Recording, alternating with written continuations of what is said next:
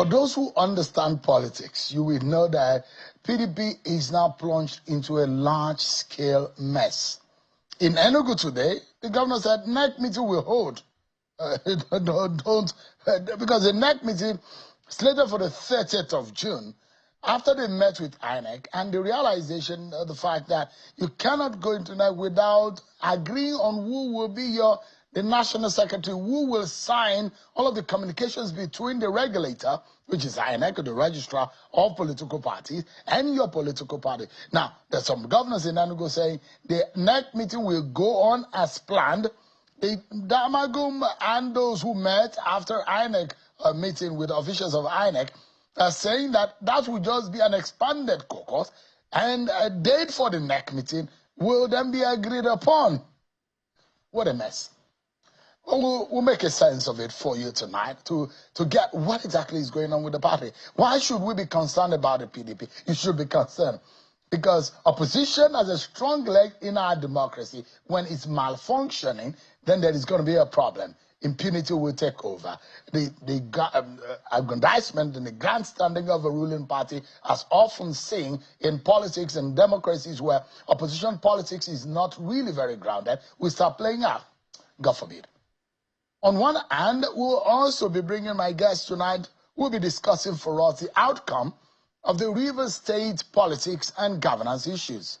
So earlier in the week, you saw what happened with Mr. Nyesom Wike, Governor Sim Fubara, and some leaders of Rivers State met with President Bola Tinubu, and what looked like the major crisis, almost erupting into a nuclear war between the big political players, now looks like the easiest, perhaps, some of a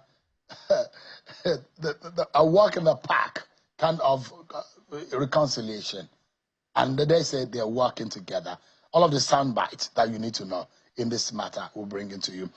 But let me introduce my guest to you tonight. He's a political analyst and a social commentator, a columnist and a writer, Mr. Mojeed Dahiru. Thanks so much, Mr. Dahiru, for joining us. Thank you for having me. What a day. What a week. What a week it's been, actually. What a week it's been.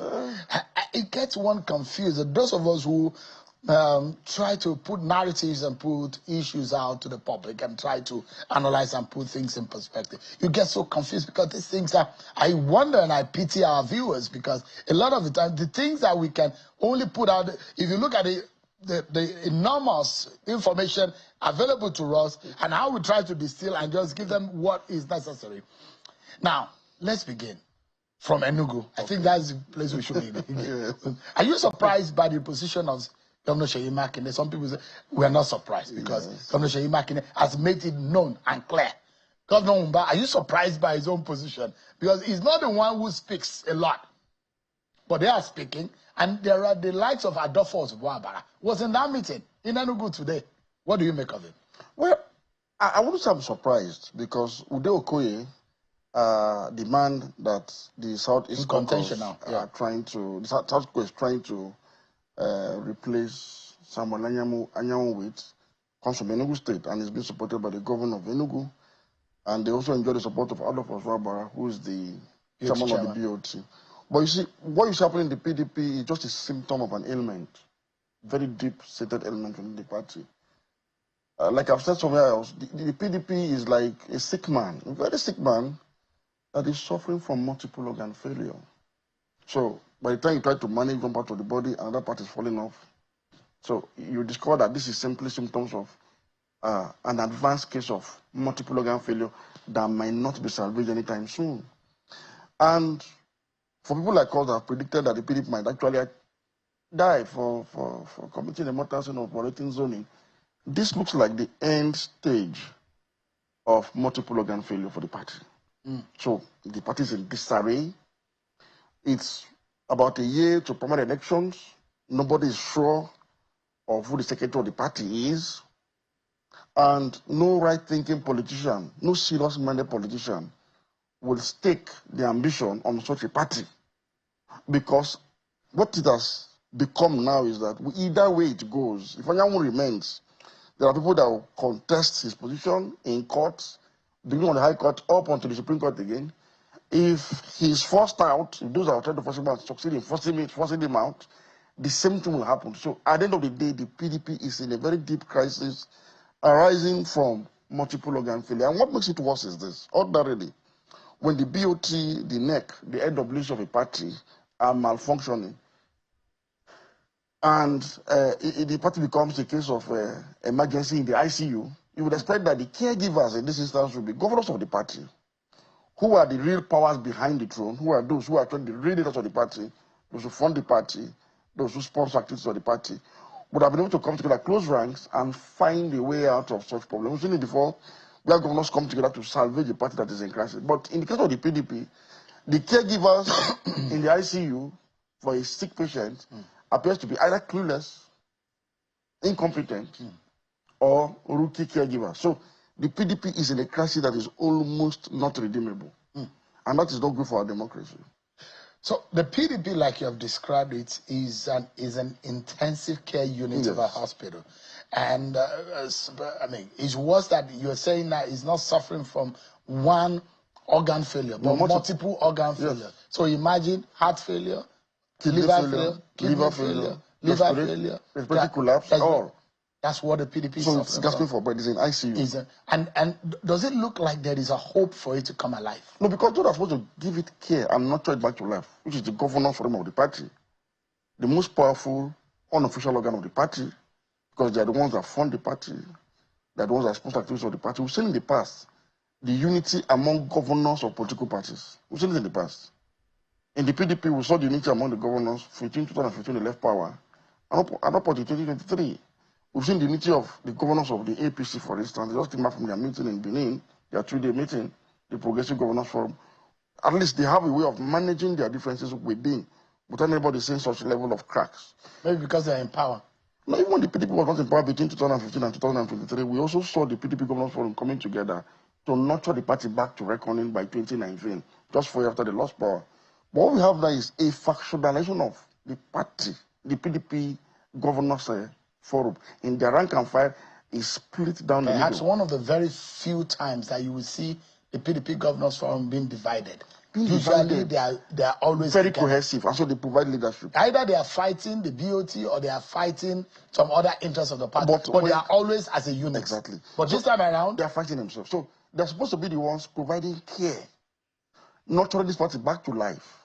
But right now they are divided, and the activities are counterproductive, and it's going to extend the death of the party. Can that kind of party die? Yeah, because if the party does not have candidates going to the 2027 elections, from top to bottom, it's as good as a dead party. And that is likely to happen. Because more people are going to decamp from the party right now into the APC, arising from this uncertainty around who is going to sign their basic communications to both the regulator and to other critical stakeholders that have business to do with elections in Nigeria. What are you anyway as a politician if you can not run in an election? Exactly, you cannot have a platform to run. So more that governors are likely to go, including those that are actually fighting themselves now. They'll end up muddling the waters, and they'll have no choice but to leave the party. Because you don't want to contest for second term, you don't want to contest for that position, they must have to leave the party, because this party is uncertain in terms of its future. So there are two things right here, and the Supreme Court make it clear.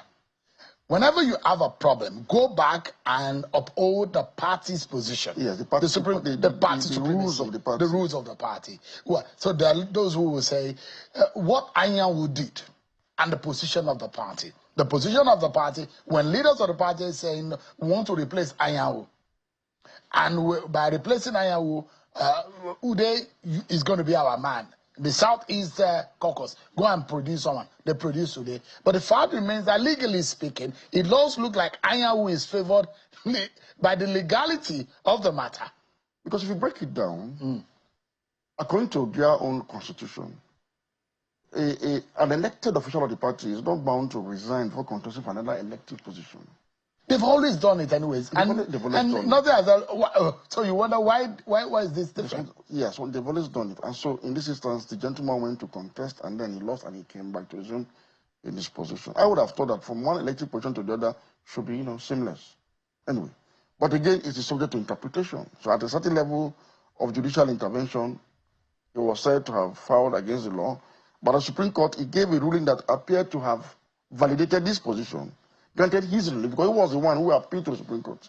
So his relief was granted, even though it was not in plain language for laymen like us to understand, but the import of the judgment seemed to have validated his position as National Secretary. But this is politics versus the law now.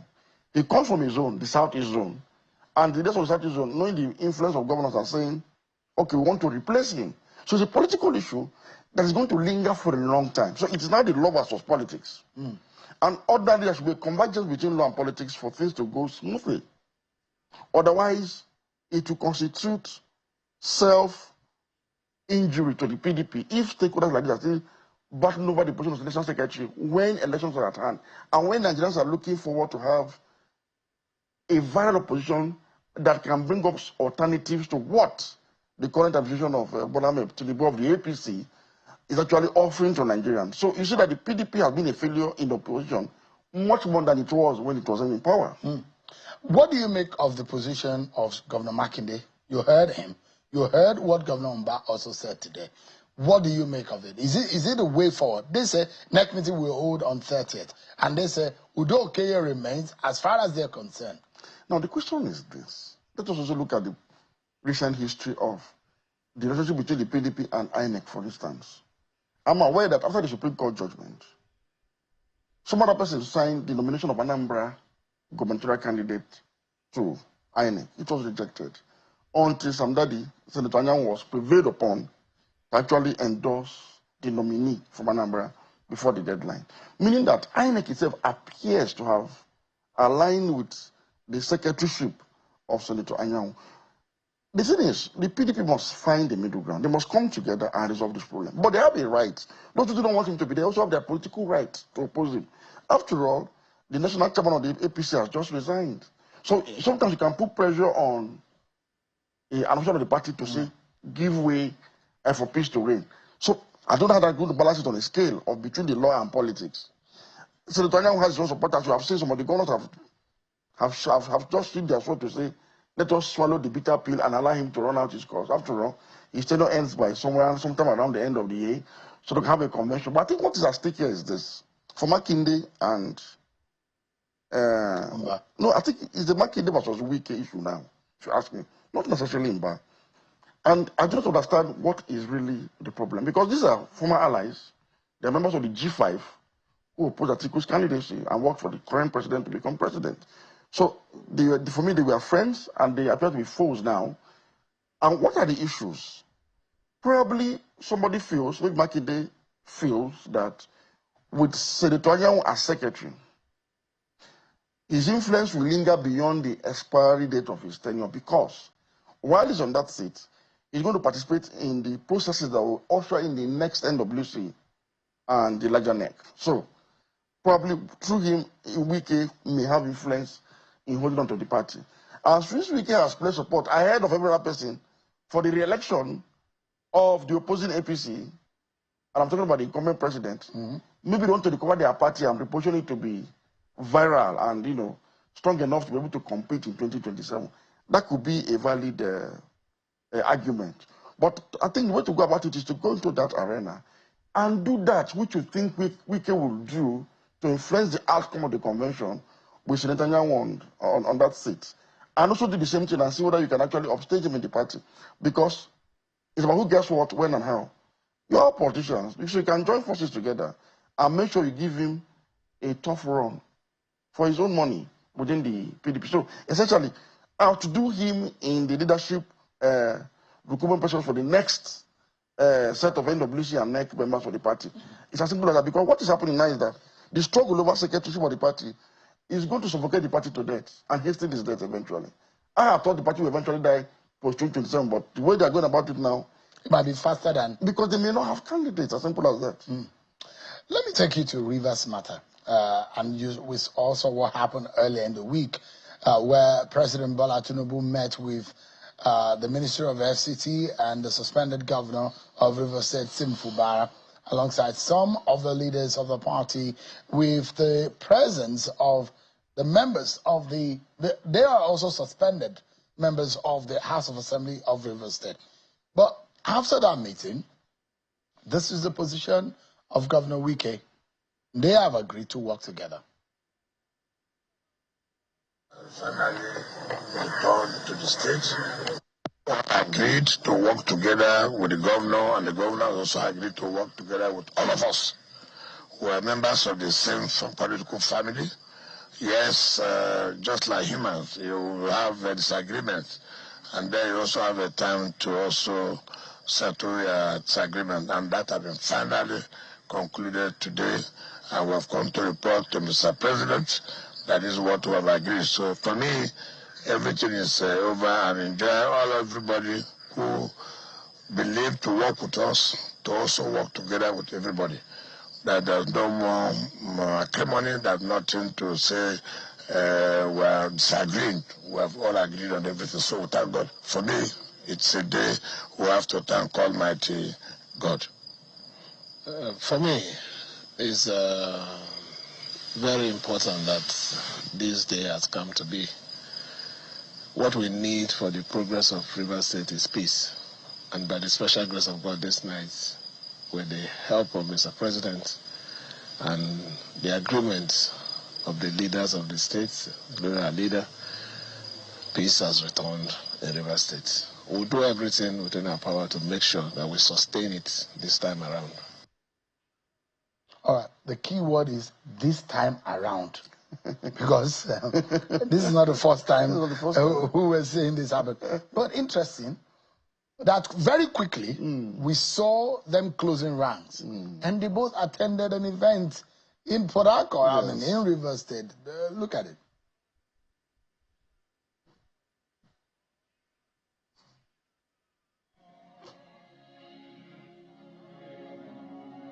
Today we are gathered. People can see behind me.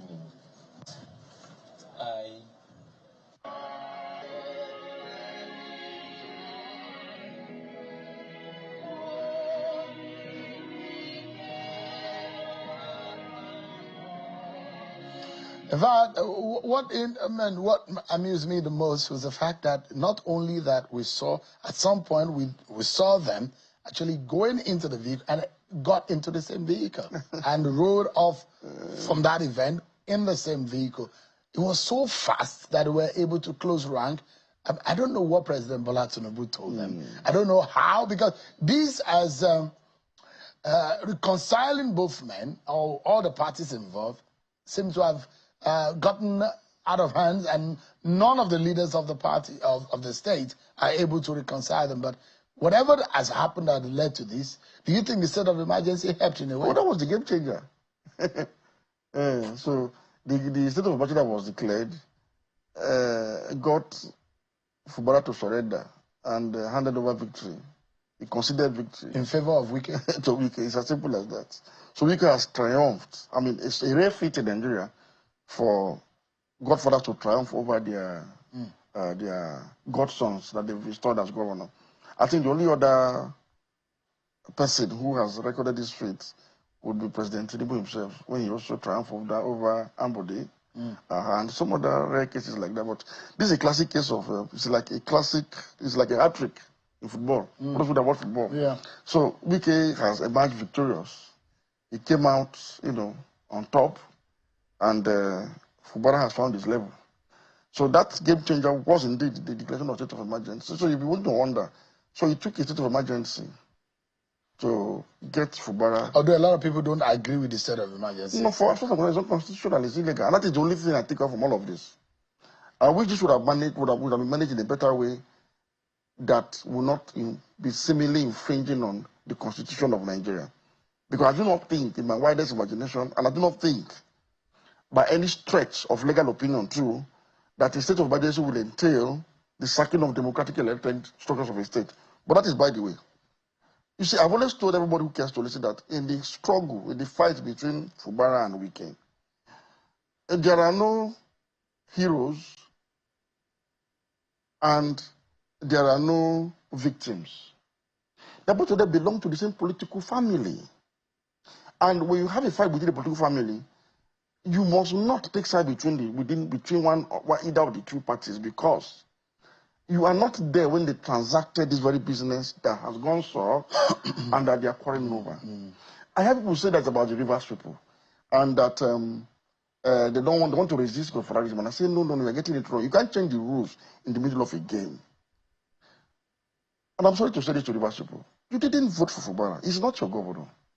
Why did he say so? Because resources were deployed by somebody to get him there. So for every one vote that he paid for in Rivers, means you have traded that vote. It no longer belongs to you. For every political chieftain across the board, that collected money, campaign money from Wike to install Fubara, means you have already sold your legitimacy. If you want to install a governor of your own, be ready to do what Anambra people did in 2003 and what other people did in 2023. And what was that? When the Godfather syndrome became choking on Anambra, such that anybody in Enugu couldn't pay salary for most of his tenure, Anambra people came together and rejected the party of Godfathers, which was the PDP then, and voted for an emerging party that was called ABGA, and voted for P2B in the process. P2B earned such legitimate votes that when he was even rigged out, he had credible evidence to go to court and he claimed his mandate. And since 2003, or should I say 2005, when the mandate was violated by the court, Anambra has been in the hands of ABGA. They can vote for PDP in another position, but ABGA. And if you look at all the governors of Anambra from P2B, even Peter Obi left ABGA, went to PDP. When he wanted to play the role of the Godfather, PDP lost. PDP lost. And if you look at Obiadon, he seems to have just disappeared from the scene, knowing that these people have decided that we will not vote for any party that had Godfathers. So Soludo today is running his own show. In Abia, in 2023, after many years of domination of that state by Ojikalu and his proteges, the Abia people decided that we're going to vote outside of this entire system. And they voted for somebody on the party platform. They voted Alex Oti. Rivers, if you don't want what Wike is doing, it is now time to end the entire old daily political dynasty in that state, to which both Wike and Fubara belongs. Fubara is not a victim in this. Fubara is a partner in whatever you think is wrong with your River State. So you must now develop the tenacity, the discipline, to look outside of the money bags and now look for an Omoluabi Rivers man that will be his own man and make the necessary sacrifice required to vote in the person as your governor. This is how I wanted us to conclude the conversation. Do you think that the state of emergency, it was just in place on the 18th of March? Do you think that? Because why is it still relevant? I'm sure they will leave for 6 months because it's first 6 months. I'm sure they will leave for 6 months for semblance of legality. But ordinarily, I don't think they should waste time any longer before the president should just call it off. Before the peace process collapses. Under delay of the state of emergency. So ordinarily, we now know that it was just political.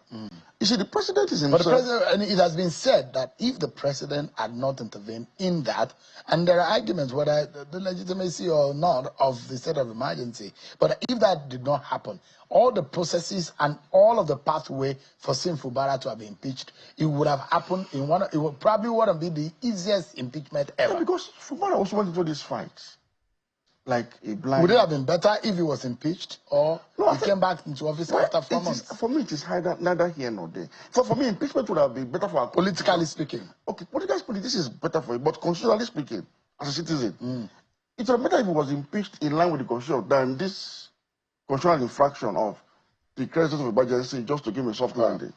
Thank you so much. Mojeed Dahiru is a political analyst. Thank you so much. A columnist and a writer. I appreciate your time tonight. Thank you very much.